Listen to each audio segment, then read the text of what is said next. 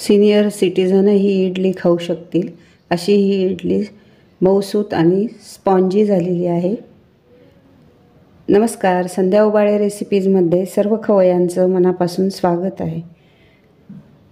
रोजच हवा नाश्ता नावा या सिरीजमध्ये आज आपण बघणार आहोत व्हेजिटेबल इडली।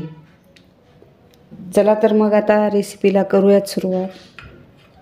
कढईमध्ये 1 चमचा तेल टाकलेला आहे। तेल गरम झालं की कढईमध्ये जिरं आणि मोहरी घालायची। जिरं मोहरी तडतडली की 1 चमचा हरभरा डाळ आणि 1 चमचा उडद डाळ घालायची। डाळ गुलाबी होऊ द्यायची। डाळ गुलाबी झाली कढीपत्ता घालूयात।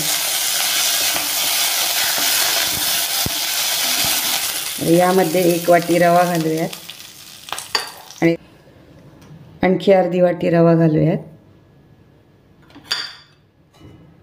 एकूण 1.5 वाटी रवा आपण इथे घातलेला आहे। याला 1-2-3 मिनिटं भाजून घेऊ।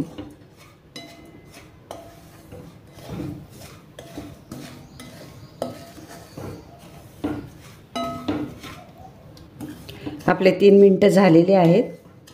आपण गॅस बंद करू आणि हे मिश्रण थंड होऊ देऊया। रवा आपला थंड झालेला आहे। हे तुम्ही प्रीमिक्स म्हणूनही वापरू शकता। असं करून ठेवलं की ते केव्हाही तुम्हाला इडली करता येईल। आता यामध्ये आपण घालूयात 1 वाटी दही।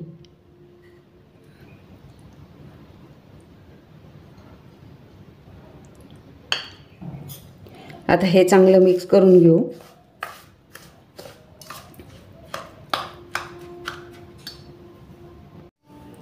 एक वाटी पाणी घालूयात।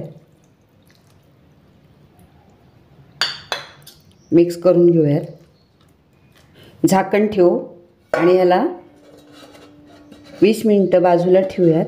तोपर्यंत आपण भाज्या कट करून घेऊ। बघूयात आता मिश्रण भिजलं का। भिजलेलं आहे पण खूप घट्ट झालंय। आता यामध्ये आपण पाणी घालूयात। इथे 1 वाटी पाणी मी घेतलेलं आहे। अर्धी वाटी घालूयात आणि मिक्स करून घेऊ। आपलं मिश्रण चांगलं मिक्स झालंय। आपल्याला इडली लावण्यासाठी अशी कन्सिस्टन्सी पाहिजे। आता यामध्ये आपण घालूयात व्हेजिटेबल्स। इथे घालूयात गाजर किसलेलं, 1 छोटी शिमला मिरची, पत्ताकोबी आणि मटार। आणखी तुम्हाला वेगळ्या भाज्या घालायच्या असतील तर तुम्ही यामध्ये घालू शकता। आता हे आपण मिक्स करून घेऊ। भाज्या घातल्यामुळं मिश्रण आपलं घट्ट झाले।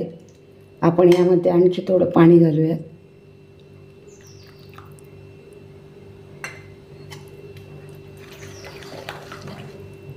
आणि मिक्स करून घेऊ। आपल्या अंदाजानुसार जसं लागेल तसं पाणी घातलं तरी यामध्ये चालेल। आता आपली कन्सिस्टन्सी अगदी बरोबर झालेली आहे।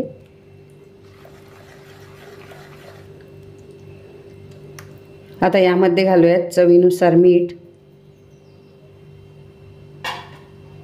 आणि मिक्स करून घेऊ।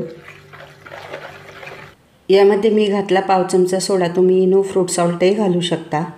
मिश्रण चांगलं फेटून घेतलं। सोडा टाकतानाचा व्हिडिओ स्किप झाला। आता इडली पात्राला तेल लावून घेऊयात। आता हे रव्याचं मिश्रण आपण इडली मोल्डमध्ये टाकूयात।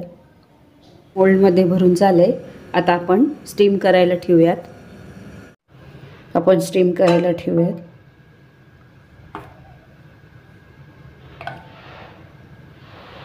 आणि झाकण ठेवू आणि 15 मिनिटं याला होऊ देऊयात। बघूयात आता आपले 15 मिनिटं झालेले आहेत। चेक करूयात। चाकू स्वच्छ निघालेला आहे।